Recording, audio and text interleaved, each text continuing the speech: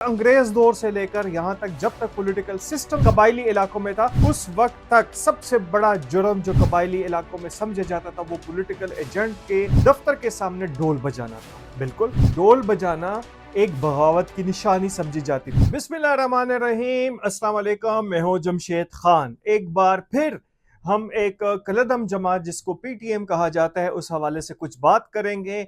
PTM के हवाले से बात करने से कबल जो है वज़ीर आला हाउस पेशावर में एक ग्रैंड जरगा भी हुआ जिसमें मुंतखब नुमाइंदों के अलावा मुख्तलिफ सियासी और मजहबी जमातों के रहनुमाओं ने भी शिरकत की। इसके साथ साथ वज़ीर दाखिला मोहसिन नकवी भी इसमें शरीक थे और एक किस्म के जो इख्तिलाफात रखने वाले वज़ीर आला और गवर्नर खैबर पख्तूनख्वा भी इस जरगे में शरीक थे और उन्होंने इसको कंडक्ट किया।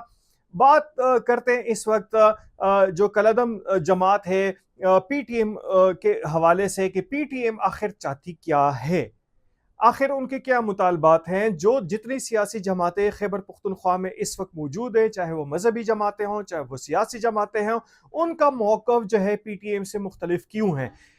इनका अगर जायजा लिया जाए तो ये बात बिल्कुल वाज़ेह नजर आती है कि सियासी जमातें ना सिर्फ रियासत के वजूद पे जो है वो यकीन रखती है बल्कि इसके साथ साथ आईन पाकिस्तान के भी तस्लीम करती है। जबकि अगर पीटीएम का जायजा लिया जाए तो ना वो रियासत को तस्लीम करते हैं और ना ही आईन को तस्लीम करते हैं। उनके मुख्तलिफ किस्म के इवेंट्स में आपने माजी में भी देखा होगा कि अफगानिस्तान के झंडे लेकर वो इसमें शिरकत करते हैं और ये एक पोर्ट्रेट करने की कोशिश करते हैं कि हम इस्लाह करने वाले हैं जबकि वो फसाद कर रहे होते हैं। बात की जाए इनकी मुख्तलिफ किस्म की कवानीन की, कबायली कवानीन की, कि आखिर में पहले क्या थे आज क्या है और उनको क्या क्या फैसिलिटीज दी गई, तो जो यहाँ पर मुख्तलिफ सूबों से ताल्लुक़ रखने वाले अफराद हैं वो ये जानकर यकीनन हैरान होंगे कि अंग्रेज दौर से लेकर यहाँ तक जब तक पॉलिटिकल सिस्टम जो था कबायली इलाकों में था उस वक्त तक सबसे बड़ा जुर्म जो कबायली इलाकों में समझा जाता था वो पॉलिटिकल एजेंट के दफ्तर के सामने ढोल बजाना था। बिल्कुल, ढोल बजाना एक बगावत की निशानी समझी जाती थी जिसमें उम्र कैद भी हो सकती थी, 100 साल की कैद भी हो सकती थी, 10 साल की कैद भी हो सकती थी। ये वो निज़ाम था, गुलामाना निज़ाम था जिसके बारे में आज तक जो है हमने नहीं सुना कि इसके खिलाफ कोई मुज़ाहमत की गई हो। इसके साथ साथ दूसरी जानिब आते हैं कि पॉलिटिकल सिस्टम में कोई भी पॉलिटिकल एजेंट जो है उम्र कैद की या 100 साल की सजा सुना सकता था और उसको किसी भी सुप्रीम कोर्ट, हाई कोर्ट में आप चैलेंज नहीं कर सकते थे। और ये कबायली इलाके जब जम हुए और यहाँ पर एडमिनिस्ट्रेशन जो है वो डिप्टी कमिश्नर्स के हवाले की गई, यहाँ पर पुलिस का निज़ाम दिया गया, तो उसके बाद ये ना सिर्फ उनके मुख्तलिफ फैसले जो है वो सुप्रीम कोर्ट, हाई कोर्ट तक आते हैं बल्कि उनको अपील करने का हक भी दिया गया जो इससे पहले नहीं था। और अब आप देख सकते हैं कि इस्लामाबाद की मैं मिसाल दे दूं, रावल डैम हो, मरी हो, कहीं पे भी जो है कबाइल से जो लोग हैं वो आते हैं, डोल बजाते हैं, नाच गाना करते हैं, कोई इनको नहीं रोकता। लेकिन यहां पर सिर्फ एक जहनीत थी, उस जहनीत की मैं आपको मिसाल दे रहा हूं कि पीटीएम ने किस तरह लोगों को, नौजवान नस्ल को डाइवर्ट किया, किस तरह उनकी ब्रेन वॉशिंग की और उसके बाद उनको रियासत के मुखालिफ खड़ा किया कि हम जी इस्लाह करने वाले हैं।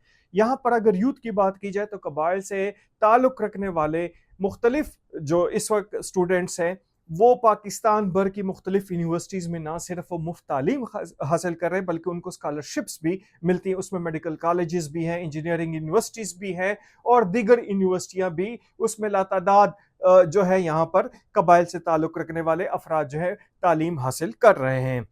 अच्छा, दूसरी बात हम करेंगे आज़ादी इजहार की। आज़ादी इजहार के हवाले से भी पीटीएम के मुख्तलिफ राय है, लेकिन पीटीएम पहले ये तो बताए कि वो रियासत को तस्लीम करती है या नहीं।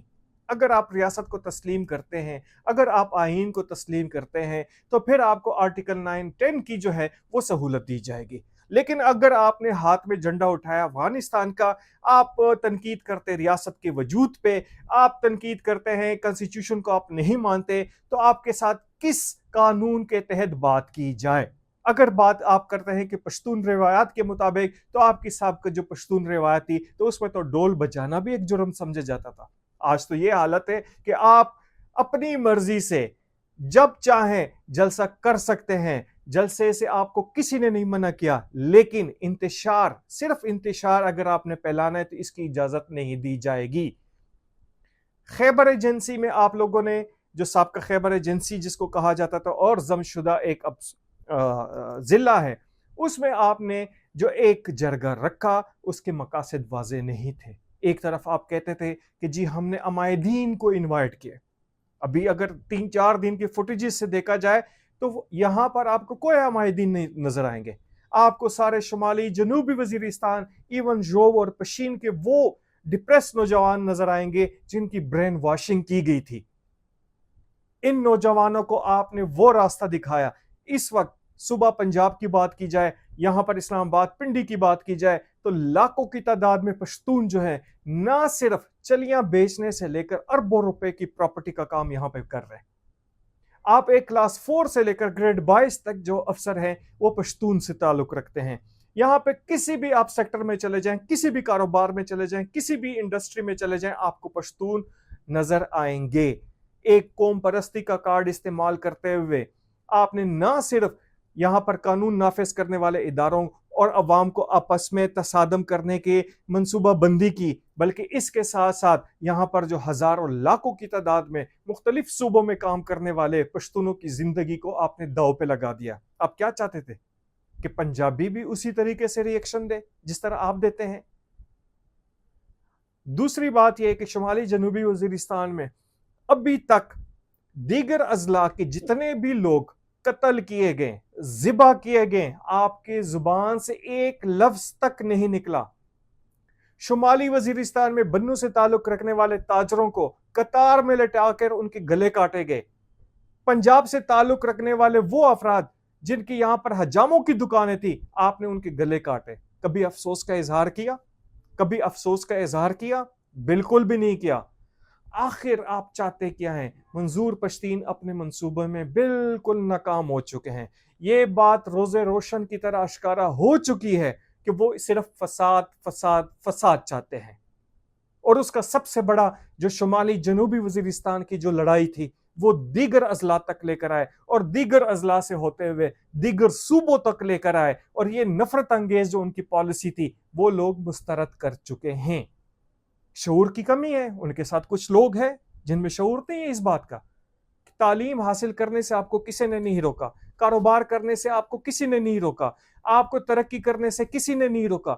वसाइल की बात आप कर रहे हैं, बिल्कुल करें, आपका जायज हक है, लेकिन आप ये भी तो बताएं कि आपके यहां क्या किसी पश्तून ने फैक्ट्री खोलने की जहमत गवारा की है? क्या वहां पे मुख्तलिफ कारोबार शुरू करने की जहमत गवारा की है?